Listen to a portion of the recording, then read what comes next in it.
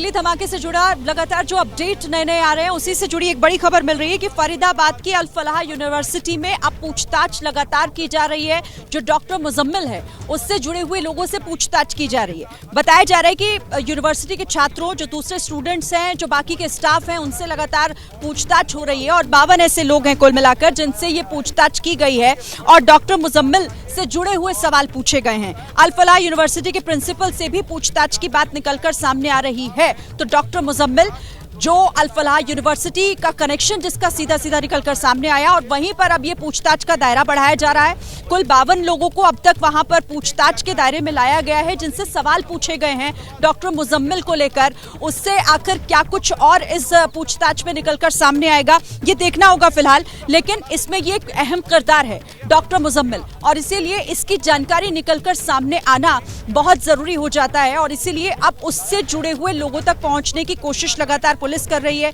जांच एजेंसी से जुड़े हुए लोग कर रहे हैं, ये जानने की कोशिश कर रहे हैं कि आखिर ये कहां जाता था, किस किस से इसकी मुलाकात थी, कौन कौन से कनेक्शन जो इसके अलग अलग जगहों पर फैले हो सकते हैं, ताकि वो जो डॉक्टर मॉड्यूल है जिसके अभी कुछ किरदार ही निकलकर सामने आए हैं, कुछ और चेहरे निकलकर सामने आ सकते हैं। तो अल फलाह यूनिवर्सिटी के लोगों से फिलहाल पूछताछ की जा रही है जिसमें स्टूडेंट्स हैं, इसके अलावा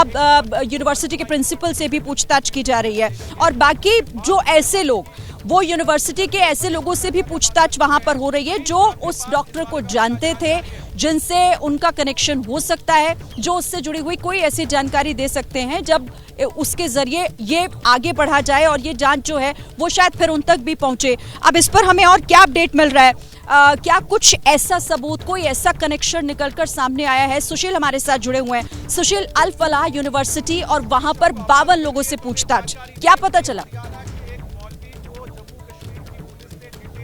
जी देखिए, सीधे तौर पर अगर शरीर बात करें तो फरीदाबाद ही इसका हॉटस्पॉट था और निश्चित रूप से कल जो तमाम लोगों को हिरासत में लिया गया उसमें कुछ ऐसे भी लोग हैं जो मुजम्मिल को जानते हैं और सुरक्षा एजेंसियां इसी दिशा में आगे बढ़ रही है कि मुजम्मिल और डॉक्टर उमर, ये तमाम जो लोग हैं वो वहीं रहते थे, शाहिना शाहिद वहीं की है। तो निश्चित रूप से तमाम लोगों से जो पूछताछ कर कर अब ये कड़ियाँ जोड़ने की जो कवायद है वो इसी ओर इशारा कर रहे हैं कि फरीदाबाद में क्या और लोग उस मुजम्मिल से क्या मिलते थे, क्या वो जानते थे, क्योंकि मुजम्मिल ही वो शख्स है जो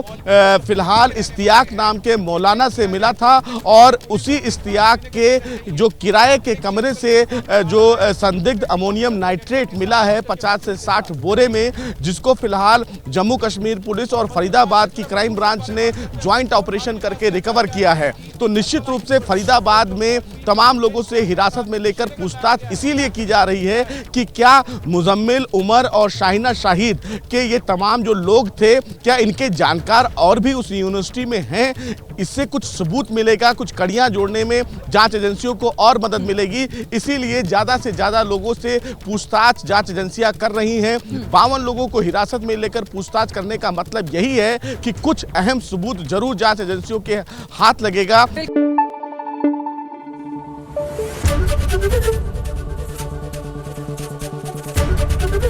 एबीपी न्यूज आपको रखे आगे।